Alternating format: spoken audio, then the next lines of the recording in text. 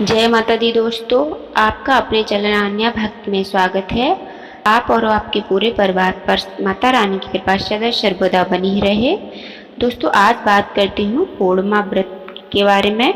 पूर्णिमा व्रत तिथि के बारे में। पूर्णिमा व्रत किस प्रकार करना चाहिए, कितने व्रत करना चाहिए, कब से यह व्रत शुरू कर सकते हैं, पूर्णिमा के व्रत में खान पान यानी आहार किस प्रकार का होना चाहिए, पूर्णिमा व्रत में किन देव की पूजा करनी चाहिए और कौन सा मंत्र का जाप करना चाहिए, चंद्रदेव को अर्घ्य प्रदान करते समय हमें कौन सा मंत्र जाप करना चाहिए, हवन यदि करना है तो किस प्रकार करना चाहिए, यानी कि एक शब्द में कहूँ तो संपूर्ण जानकारी आपको इस वीडियो में पूर्णिमा व्रत के बारे में मिलेगी।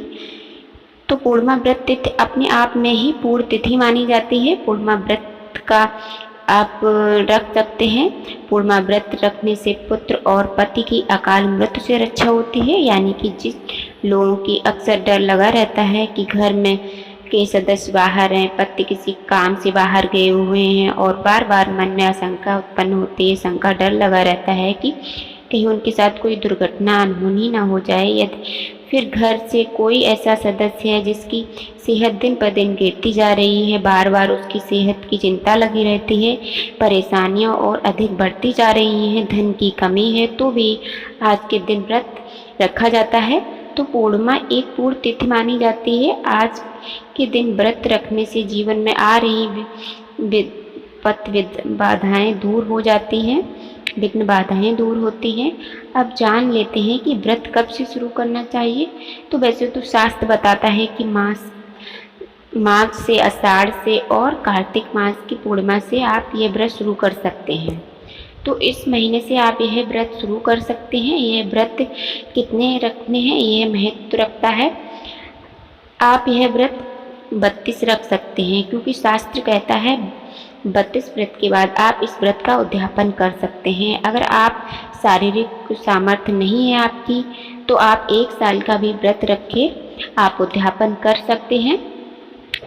लेकिन जब आप 32 व्रत रखेंगे तो आपको व्रत का पूर्ण फल मिलेगा। ये पूर्णिमा का जो व्रत होता है वो जीवन में आने वाली विघ्न बाधाओं को दूर करता है।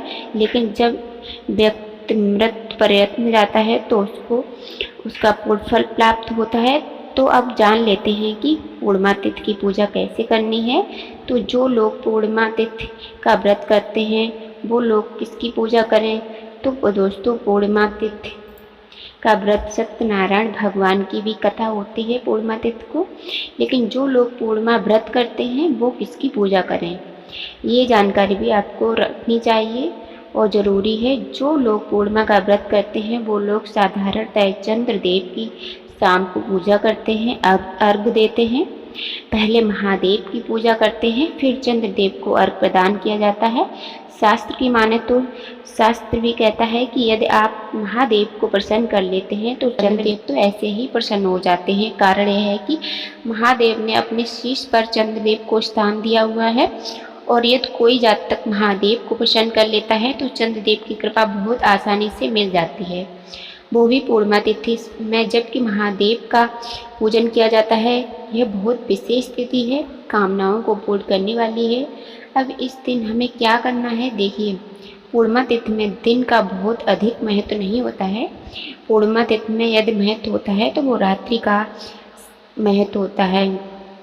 कब महत्व होता है कि रात्रि, जब चंद्रदेव निकलते हैं, जब चंद्रदेव निकलते हैं तो उस समय का बहुत अधिक महत्व होता है। तो हमें उस समय का ध्यान रखना होता है। आपको ध्यान रखना चाहिए कि चंद्रदेव कब निकलेंगे और हमें अर्घ्य देना है। पहले एक चौक लगाना है आपको शाम को। पूर्णिमा व्रत में आपको शिव परिवार को स्थापित कीजिए। एक कलश रखिए, आपको दीप कलश रखना है, नारियल वाला कलश नहीं रखना है। नारियल की जगह आप दीप प्रज्वलित कर लीजिए। और जो शिव पूजन की सामग्री है जैसे बेलपत्र, धतूरा और फूल आदि सामग्री, रोली, चावल, वो अक्षत, उसके बाद एक पाटा लगाएंगे। उसके ऊपर पहले महादेव जी को स्थापित करेंगे, फिर गौरी गणेश जी को स्थापित करेंगे। एक पान का पत्ता या फिर आम का पत्ता रख लीजिए, ये स्थान दिया जाता है भगवान को। उसके बाद आपको सुपारी लेनी है, उस पर कलावा लपेट लेना है। ये जो गणेश जी का स्वरूप होता है। और फिर आपको गाय का गोबर लेना है, गौरी माँ का निर्माण करना है। यदि गाय का गोबर नहीं मिलता है, नहीं उपलब्ध है, तो आप हल्दी को भिगोकर उससे माँ गौरी का निर्माण कीजिए। आप सब कुछ रख लीजिए। फिर सर्वप्रथम गणेश जी का पूजन कीजिए, आवाहन कीजिए। यदि आपने सुबह संकल्प कर लिया है तो आप शाम को संकल्प नहीं करेंगे, और यदि आपने सुबह नहीं किया है तो आप संकल्प करेंगे।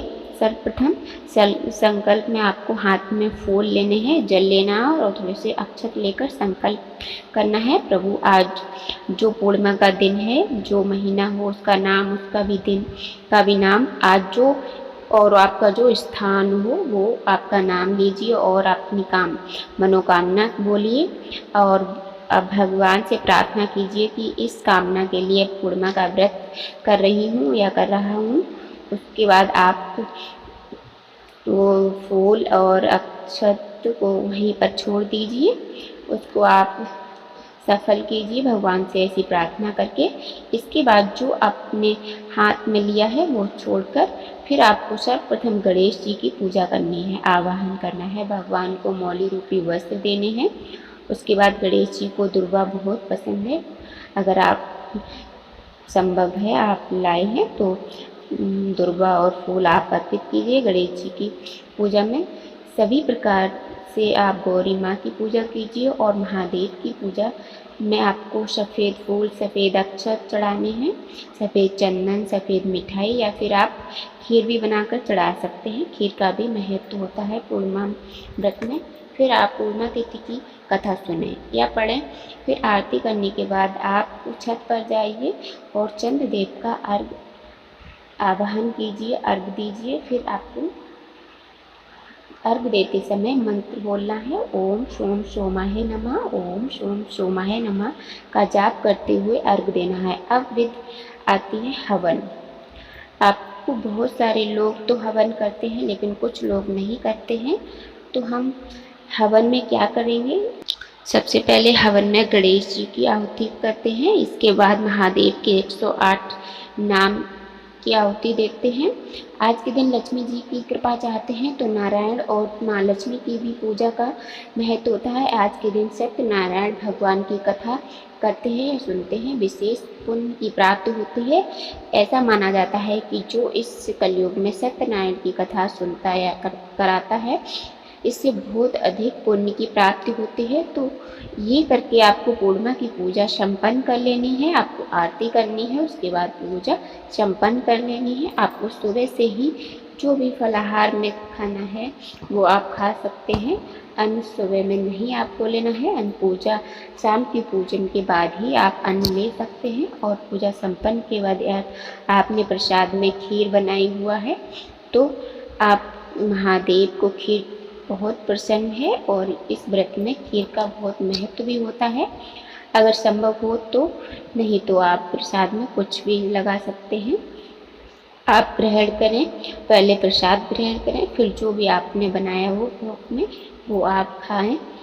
आप एक समय में ले सकते हैं भोजन शाम को, और दिन में आप फलाहार करते हैं। इस व्रत में महादेव और सत्यनारायण भगवान की पूजा का बहुत महत्व होता है। तो अब उम्मीद करती हूँ कि आपको पूर्णिमा तिथि की व्रत तिथि पसंद आई होगी और आपके लिए उपयोगी भी साबित होगी। तो अगर आपको ये वीडियो पसंद आया हो तो प्लीज़ लाइक कीजिए, और अगर आप हमारे चैनल पर नए हैं तो प्लीज़ चैनल को सब्सक्राइब कीजिए और बेल आइकन को प्रेस करना ना भूलें।